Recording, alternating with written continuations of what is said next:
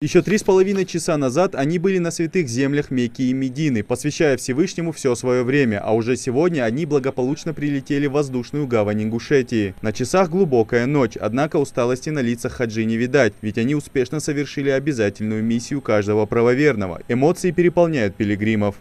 Божественная миссия была выполнена на высшем уровне. Организация была поставлена как положено. Спасибо. Первый раз летел, и, конечно же, я знал, что с помощью Всевышнего я пройду весь этот путь. Слава Аллаху, слава Всевышнему, Аллаху амин.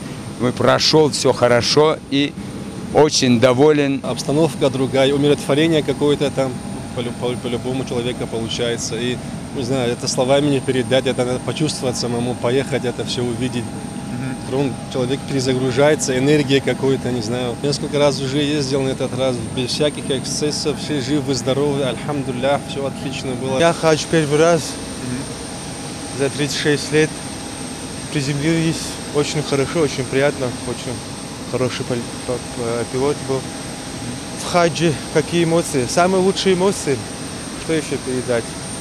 Что ехать туда каждый год. Это уже 10-я по счету группа паломников. В числе приземлившихся представители Дагестана, Кабардино-Балкарской и Карачаево-Черкесской республик. Статус международного аэропорта позволил как местным, так и соседям без каких-либо проблем и пересадок отправиться на святые земли, а также благополучно вернуться назад. Хаджи отметили высокую организацию и теплый прием в Ингушетии. Когда улетали, спокойно приехали, спокойно прошли на регистрацию, спокойно сдали багаж. В общем, все текло настолько спокойно, мы как-то даже непривычно было.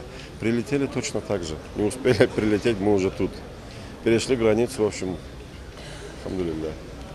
Тут вот с братьями стоим, шутим, говорим друг другу, надо попросить главного, который нас обслуживает, это турфирма «Кавказ», надо попросить, чтобы в следующие разы, иншаллах, чтобы тоже отсюда вылетали и прилетали сюда же, если будет такая возможность. Вообще никаких вопросов, все на высшем уровне, очень довольны.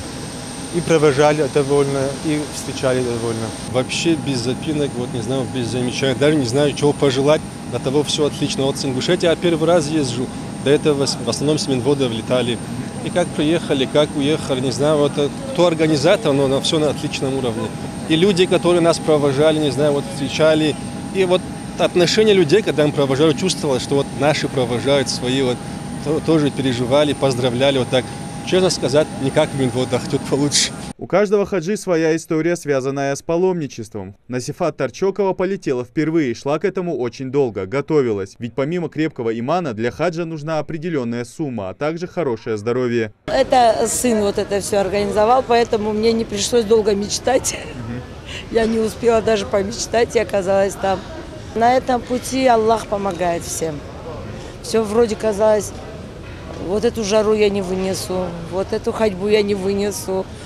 Но там, когда этот обряд начинался, что-то, Аллах прямо как будто нес на руках. Пока хаджи проходят последние таможенные проверки и получают багаж, во дворе их уже ожидают родственники и близкие. Цветы в руках и волнение на лицах. Родных они не видели больше месяца, переживали. Впереди у этих людей несчитанное количество часов за разговорами об этом благословенном времени. Поделиться своими впечатлениями и наставить других – одно из обязательств хаджа. Идрис Ижиев, Асхаб Белакиев, Новости 24.